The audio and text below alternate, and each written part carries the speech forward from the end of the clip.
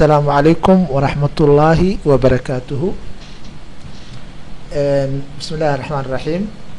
عشر كان وحن كبران دونا بوغ لو يقان هيدويغا وعشر كيس كوات وحا او نكو سابسين يهي سيدا دادك اسكو بارتان سيدا هورتينا كموقتو هالو وعشر كان بران دونو ان شاء الله تعالى وانا جبتر كوات اما عتب كوات am iyo s iyo r qaybtan halkan ku taalo waa waxyaabo uu ka hadli doono jabtarka cashirka waxa uu ku bilaabanayaa qaabka dadka aad isu baranaysaan marka adiga rabto qof inaad isbarto sida halkan ka muuqato say your name hello I am Lisa, hello I am Rick. So labadan qofood ayaa isbaranayo wixii tiri aniga waxa la lahaa Lisa, wixii aniga waxa la lahaa Rick. So marka qof aad haddii aad rabto inaad isbarataan waxaad leedahay hello I am halkan waxaad gelinaysaa magacaaga tusaale ahaan hello I am Asha hadduu qof kale oo asigana wuxuu ku leeyahay hello I am Mohammed.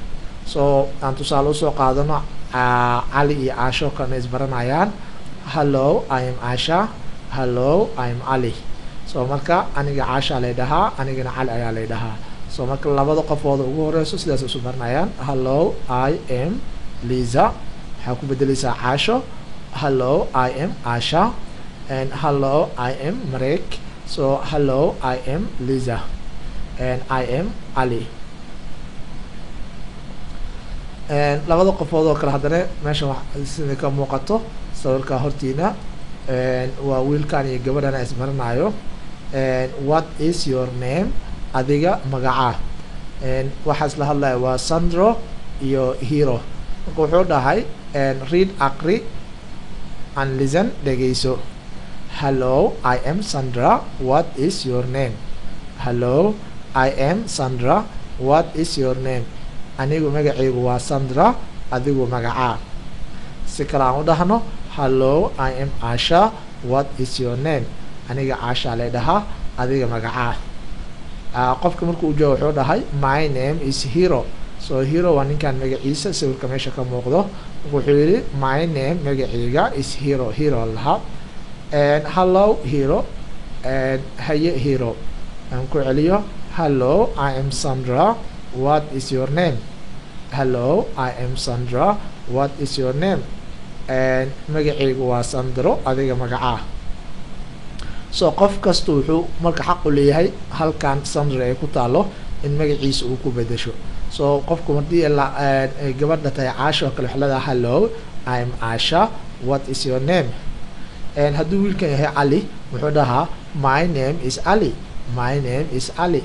So hadda waxa la marka hello Ali, hello Ali.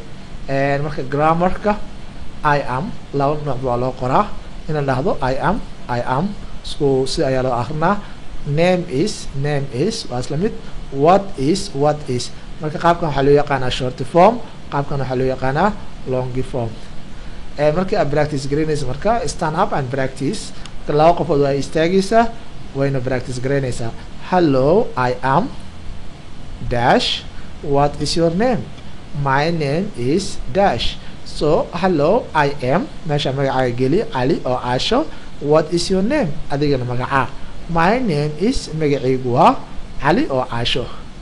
waxaan filayaa inaad fahanteen insha Allah taala cashirkeena maanta intaas ayuu ku egyahay waxa uu ku saabsanahay hello oo ah isbarasho intii aan dib ugu kulmayno casharada dambe. assalaamu calaykum waraxmatullaahi wabarakaatuh.